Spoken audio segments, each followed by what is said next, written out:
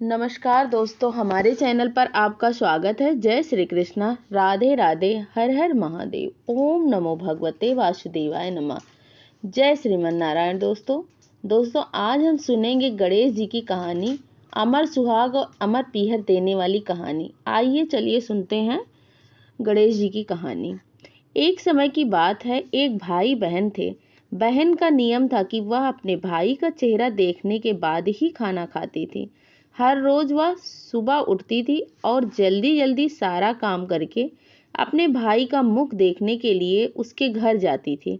रास्ते में एक पीपल के नीचे गणेश जी की मूर्ति रखी थी। वह प्रतिदिन उन गणेश जी की मूर्ति के सामने हाथ जोड़कर कहती कि मेरे जैसा अमर सुहाग और मेरे जैसा अमर पीहर सबको दीजिए। यह कहकर वह आगे बढ़ जाती थी। जंगल की झाड़ियों के कांटे उसके पैरों में चुभा करते थे। एक दिन वह सुबह भाई के घर पहुंची और भाई का मुंह देखकर बैठ गई। तो भाभी ने पूछा, पैरों में क्या हो गया है? यह सुनकर उसने भाभी को जवाब दिया कि रास्ते में जंगली झाड़ियों के गिरे हुए कांटे पांव में चुभ गए। ननद के जाने के बाद भाभी ने अपने पति से कहा कि आप रास्ते को साफ कर दो, आपकी बहन के पांव में बहुत सारे कांटे चुभ गए हैं। भाई ने एक कुल्हाड़ी लेकर सारी झाड़ियों को काटकर रास्ता साफ कर दिया, जिससे गणेश जी का स्थान भी वहां से हट गया। यह देखकर भगवान गुस्सा हो गए और उसके भाई के प्राण हर लिए। लोग अंतिम संस्कार के लिए जब भाई को लेकर जा रहे थे, तब उसकी भाभी ने रोते हुए बोला कि आप थोड़ी देर रुक जाओ, उनकी बहन आने वाली है। वह अपने भाई का मुख देखे बिना नहीं रह सकती, यह उसका नियम है। तब लोगों ने कहा, आज तो देख लेगी, पर कल कैसे देखेगी? रोज की तरह बहन अपने भाई का मुख देखने के लिए जंगल में निकली। तब जंगल में उसने देखा कि सारा रास्ता साफ कर दिया गया है। जब वह आगे बढ़ी तो उसने देखा कि गणेश जी को भी वहां से हटा दिया गया है। तब उसने जाने से पहले गणेश जी को एक अच्छे स्थान पर रखकर उन्हें स्थान दिया और हाथ जोड़कर बोली, भगवान मेरे जैसा अमर सुहाग और मेरे जैसा अमर पीहर सबको देना। और फिर बोलकर आगे निकल गई।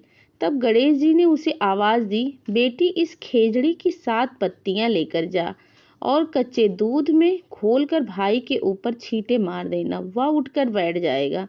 यह सुनकर जब पीछे मुड़ी तो वहां कोई भी नहीं था। फिर वह यह सोचने लगी कि ठीक है, जैसा सुना वैसा कर लेती हूँ। फिर वह 7 खेजड़ी की पत्तियां लेकर अपने भाई के घर पहुंची। उसने देखा वहां कई लोग बैठे हुए हैं, भाई की लाश रखी है और भाभी बैठी रो रही है। तब उसने उन पत्तियों को बताए हुए नियम के अनुसार भाई के ऊपर इस्तेमाल किया। गणेश जी की कृपा से भाई उठकर बैठ गया। भाई बहन से बोला, मुझे बहुत ही गहरी नींद आ गई थी। तब बहन बोली, यह नींद किसी दुश्मन को भी ना आए। और उसने सारी बात अपने भाई को बता दी।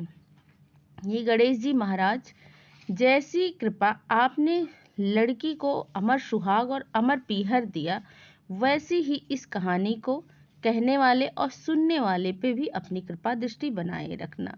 जय श्री गणेश जी महाराज की। आइए सुनते हैं गणेश जी की दूसरी कहानी। एक बार गणेश जी एक बहुत सुंदर गांव से गुजर रहे थे। इस गांव के खेत हरे भरे थे। सुबह का समय था। ठंडी पवन का आनंद लेते हुए गणेश जी मूषक पर सवार होकर चले जा रहे थे। इतने में वह एक खेत से गुजरे तो आनंदवश फसलों में हाथ फेर दिया। गणेश जी के ऐसा करने से उस फसल के कुछ दाने हाथ में आ गए। अब गणेश जी को पछतावा हुआ कि उन्होंने तो चोरी कर ली। भले ही उन्होंने जानबूझकर नहीं चुराया, लेकिन अब फसल के दाने तो उनके हाथ में आ गए थे। गणेश जी ने गिने तो वह 12 दाने थे। गणेश जी ने उस खेत के मालिक को खोजा और उन सेठ जी के यहाँ 12 साल की नौकरी पर लग गए। एक दिन सेठानी राख से हाथ धोने लगी। तब गणेश जी ने सेठानी का हाथ पकड़कर मिट्टी से हाथ धुलवा दिया। सेठानी ने सेठ जी से शिकायत की और कहा कि देखो, नौकर ने मेरा हाथ पकड़ लिया। और सेठ जी ने गणेश जी को बुलाकर पूछा कि तुमने सेठानी का हाथ क्यों पकड़ा? तब गणेश जी बोले, मैं तो बस यह कह रहा था कि हाथ धोने से घर की लक्ष्मी नाराज होकर घर से चली जाती हैं और मिट्टी से हाथ धोने से आती हैं। सेठ जी ने सोचा कि गणेश जी ठीक ही कह तो ठीक रहे हैं। थोड़े दिनों बाद कुंभ का मेला आया। सेठ जी ने गणेश सेठानी को कुंभ के मेले में स्नान करा के ले आओ ऐसा बोला। सेठानी किनारे पर बैठकर नहा रही थी तो गणेश जी उनका हाथ पकड़कर आगे डुबकी लगवा लाए। अब सेठानी घर पे आकर सेठ से कहा कि यह तो मेरी इज्जत ही नहीं करता और इतने सारे आदमियों के बीच में मुझे घसीट कर आगे पानी में ले गए। तब सेठ जी ने गणेश जी को से पूछा कि ऐसा क्यों किया, तो गणेश जी ने कहा कि सेठानी किनारे बैठकर गंदे पानी से नहा रही थी तो मैं आगे अच्छे पानी में डुबकी लगवा कर आया। इससे अगले जन्म में बहुत बड़े राजा और राजपाट मिलेगा। सेठ जी ने सोचा कि यह तो ठीक रहा है। एक दिन घर में पूजा पाठ हो रही थी, हवन हो रहा था तो सेठ जी ने गणेश जी से कहा कि जाओ सेठानी को बुला कर ले आओ। तब गणेश जी सेठानी को बुलाने गए तो सेठानी चुनरी ओढ़कर चलने लगी तो गणेश जी ने काली चुनरी फाड़ दी और कहा कि लाल चुनरी ओढ़ के चलो। सेठानी नाराज हो गई, सो गई। सेठ जी ने आकर पूछा क्या बात है, तो सेठानी ने बोला कि ये नौकर मेरी चुनरी फाड़ दी। सेठ जी ने गणेश जी को बुलाकर बहुत डांटा तो गणेश जी ने कहा पूजा पाठ में काला वस्त्र नहीं पहनते हैं, इसीलिए मैंने लाल वस्त्र के लिए कहा। काला वस्त्र पहनने से कोई भी शुभ काम सफल नहीं होता है। फिर सेठ जी ने सोचा कि यह तो कह तो ठीक रहा है, बहुत समझदार है। एक दिन सेठ जी पूजा करने लगे तो पंडित जी ने बोला कि वह गणेश जी की मूर्ति लाना भूल गए, अब क्या करें। तो गणेश जी ने बोला कि मेरे को ही मूर्ति बनाकर विराजमान कर लो, आपके सारे काम सफल हो जाएंगे। यह बात सुनकर सेठ जी को बहुत ही गुस्सा आया और वह बोले कि तुम तो अब तक सेठानी से ही मजाक करते थे, अब मेरे से भी करने लगे। तो गणेश जी ने कहा मैं मजाक नहीं कर रहा हूँ, मैं सच कह रहा हूँ। इतने में गणेश जी ने गणेश जी का रूप धारण कर लिया और सेठानी ने गणेश जी की पूजा की। पूजा खत्म होते ही गणेश जी वहां से अंतर्ध्यान हो गए।